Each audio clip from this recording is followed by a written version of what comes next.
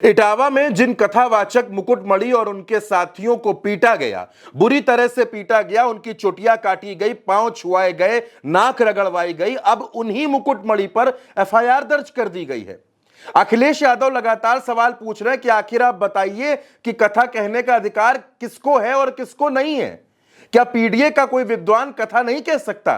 क्या कथा कहने का अधिकार सिर्फ ब्राह्मणों को रहेगा?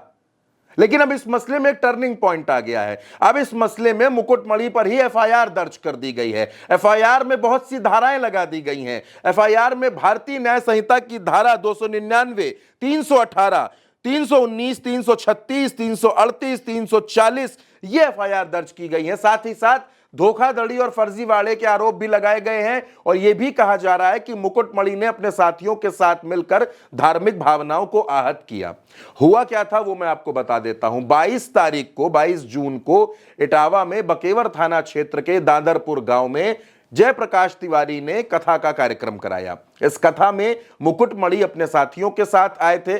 कथा पहला दिन पूरा हो चुका था। देर शाम बातचीत में यह पता चलता है कि मुकुटमणि ब्राह्मण नहीं है, वो मुकुटमणि अग्निहोत्री नहीं, मुकुटमणि यादव हैं। इसके बाद वहां गांव में मौजूद लोग और खासकर जो ब्राह्मण लोग थे वो मुकुटमणि को पीटना शुरू करते हैं। उनका मुंडन करा दिया जाता है, उनसे नाक रगड़वाई जाती है, पैर छुआए जाते हैं, ब्राह्मण महिला की पेशाब के छींटे डाले जाते हैं। इसके बाद वो पहुंचते हैं थाने, शिकायत दर्ज कराते हैं। फिर वो पहुंचते हैं लखनऊ, अखिलेश यादव से मुलाकात करते हैं। अखिलेश यादव उनको आर्थिक मदद करते हैं, उनका सम्मान करते हैं और ये कहते हैं कि आपके सम्मान की लड़ाई समाजवादी पार्टी लड़ेगी।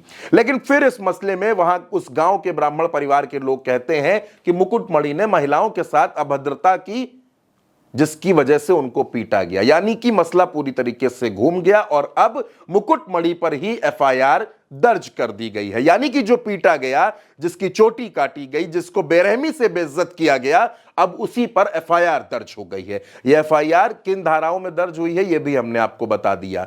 कुल मिलाकर दोस्तों ये जो पूरा मसला है, अब यह मसला यादव बनाम ब्राह्मण बनाने का कोशिश की जा रही है। वहां के कुछ स्थानीय लोग मिलकर इसको पूरी तरीके से राजनीतिक रंग देने की कोशिश में है। जिसको पीटा गया उसको न्याय मिलने की बजाय उसी पर शिकायतें लग रही हैं, उसी पर एफआईआर दर्ज हो रही है।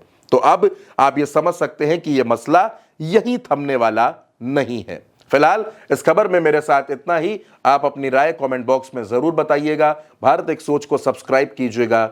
नमस्कार।